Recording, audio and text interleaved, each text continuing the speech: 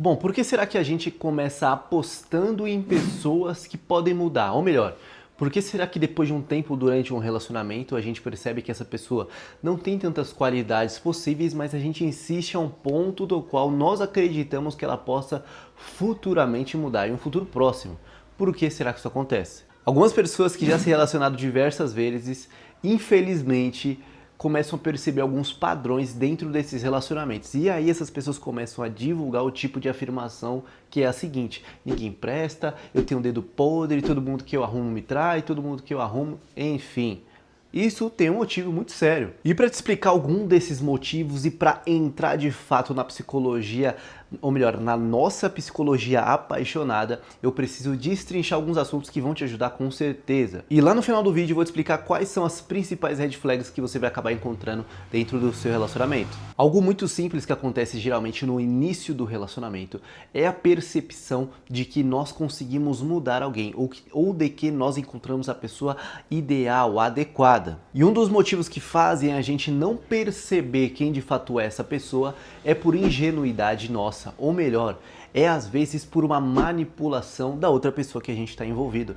Por vezes aí os seus relacionamentos, os piores que você teve na sua vida, geralmente podem estar associados aí a manipuladores. Você não sabe a diferença entre um charme e uma manipulação. Por que a gente não sabe isso? Porque geralmente ali a linha tênue entre os dois é muito próxima. E por que eu preciso te explicar essa diferença de charme e manipulação? Porque nos relacionamentos passados, você vai fazer uma avaliação dos seus relacionamentos, vai perceber se de fato faz sentido com esses relacionamentos aí que você passou alguma dificuldade, e você vai saber se de fato faz sentido utilizar essa técnica lá no futuro, quando você estiver gostando de alguém. De maneira resumida, o charme geralmente se refere a alguém que tem uma característica genuína. O charme por si só não pode ser uma característica manipuladora, ou melhor, não pode ser construído. Por quê? E detalhe, se ele for construído, essa construção é linear à natureza daquela pessoa, à identidade daquela pessoa.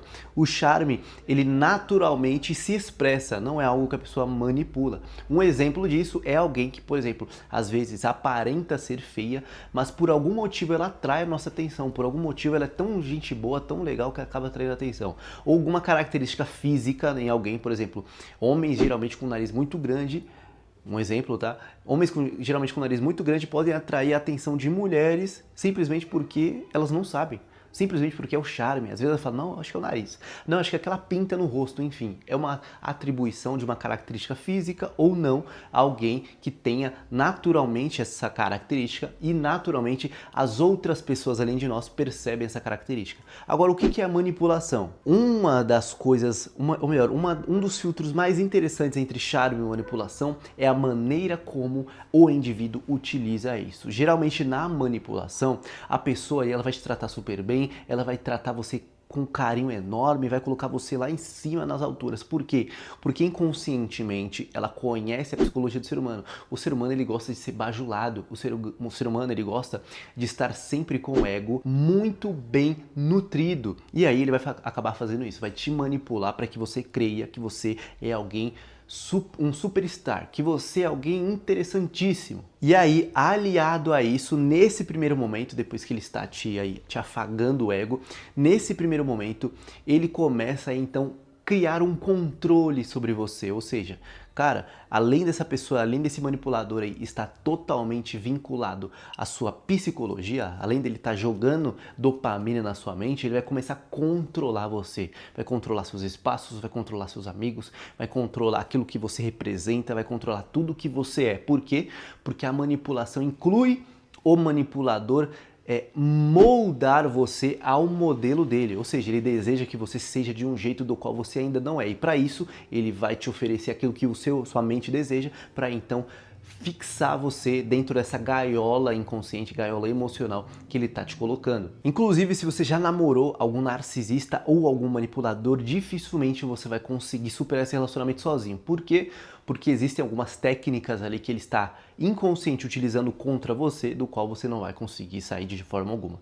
Pô, Diego, verdade, eu namorei um manipulador, namorei uma manipuladora, quero reverter esse quadro, não tô conseguindo aí me situar mais na vida. Vou deixar aqui na descrição o link do meu curso, onde vai te explicar como superar esse relacionamento, tá? De maneira psicológica, de maneira didática aí, e com certeza, eu tenho certeza que você vai conseguir aí, literalmente, colocar em prática. Por quê? Porque se não for prático, não faz sentido você utilizar. Pô, Diego, verdade, tô conhecendo essa pessoa, como que eu sei que é a melhor pessoa pra mim, como que eu sei que ela só tem um charme, mas é manipuladora, como é que eu sei diferenciar isso? Rapaziada, rede social.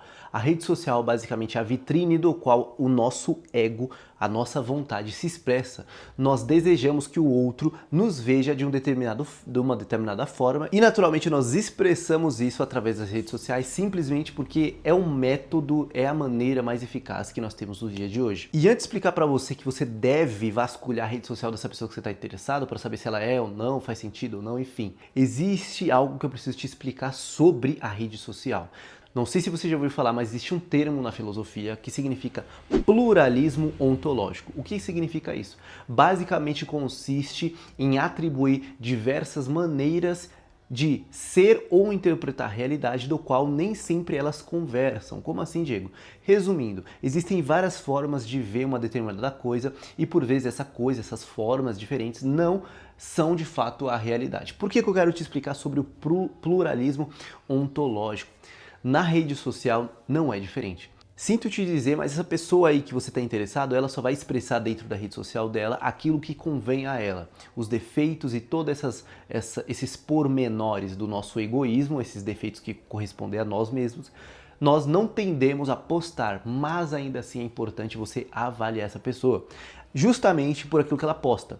Se essa pessoa tem alguns comportamentos que você julga inferiores a alguém que mereça a sua atenção ou inferiores a alguém que você tem ali de fato uma preocupação em estar com, então é melhor você levantar suas orelhinhas aí e prestar mais atenção nessa pessoa. Ou seja, a sua preocupação precisa ser dobrada. Por quê? Porque se a pessoa demonstra várias qualidades, algo natural dentro dessa rede social, você já sabe que nem sempre ela será assim. Ou se dentro aí dessas qualidades ela começa a postar, por exemplo, fotos das quais ou vídeos dos quais você não julga adequado, então a sua atenção vai dobrar. Pô, mas eu tô apaixonado. Essa pessoa aí, ela tá postando conteúdos dos quais não se refletem a você?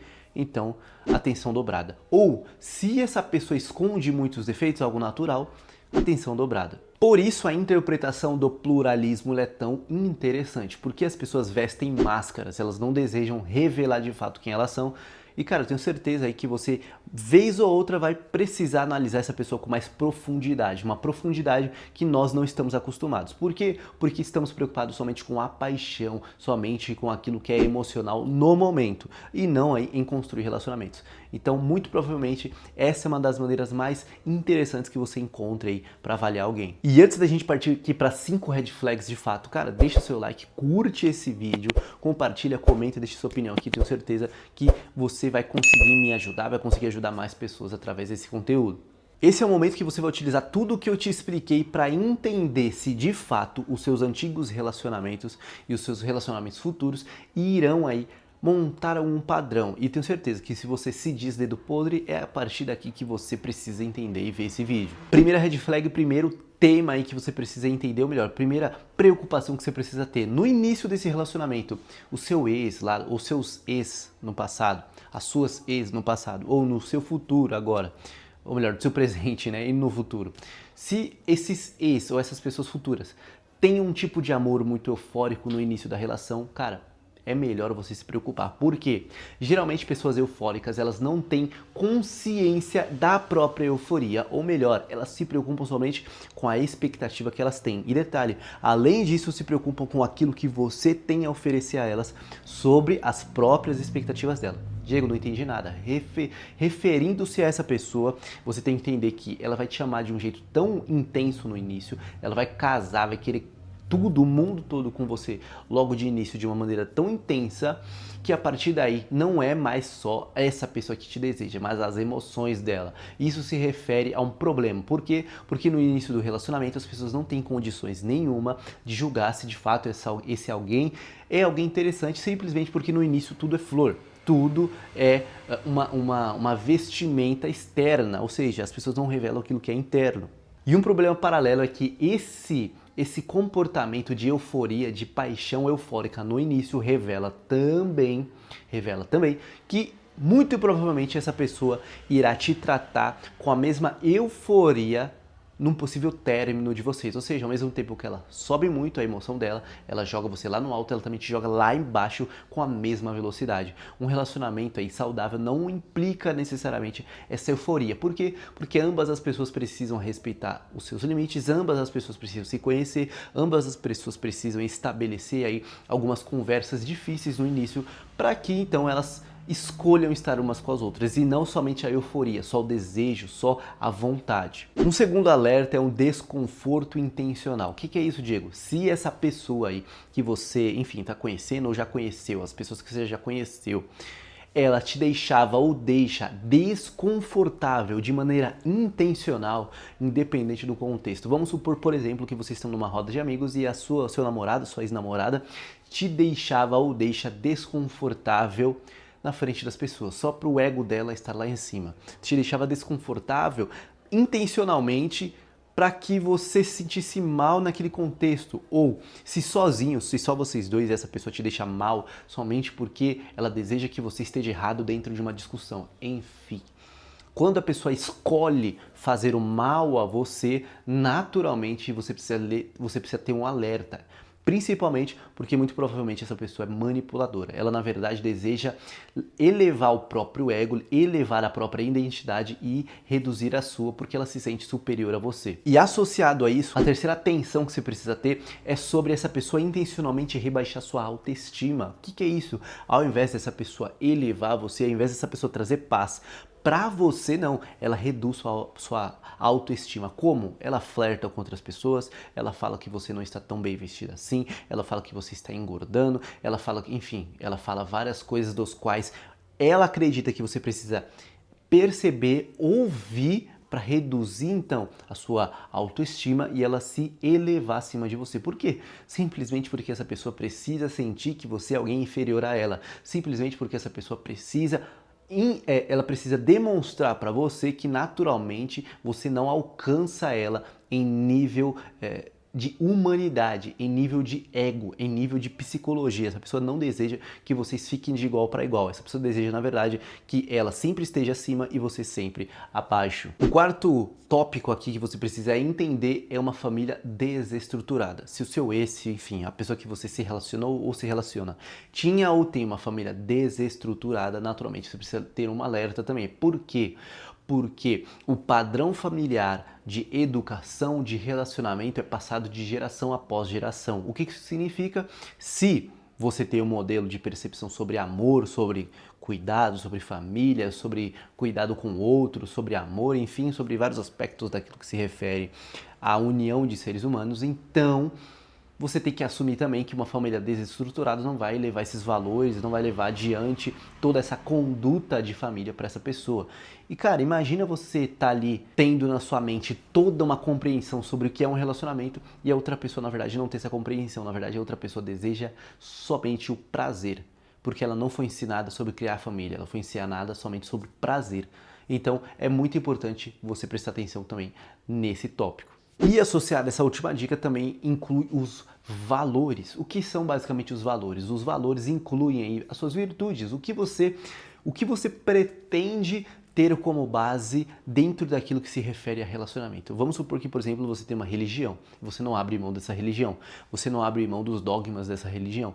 Não faz sentido você se relacionar com alguém que não tem esses dogmas simplesmente porque você não consegue contribuir para a vida daquela pessoa. E essa pessoa também não vai contribuir para a sua. Por quê? Porque enquanto você estiver indo lá para a sua mesquita, para a sua igreja, essa pessoa vai estar indo para a balada, para o baile funk, simplesmente porque vocês não compreenderam os valores adequados.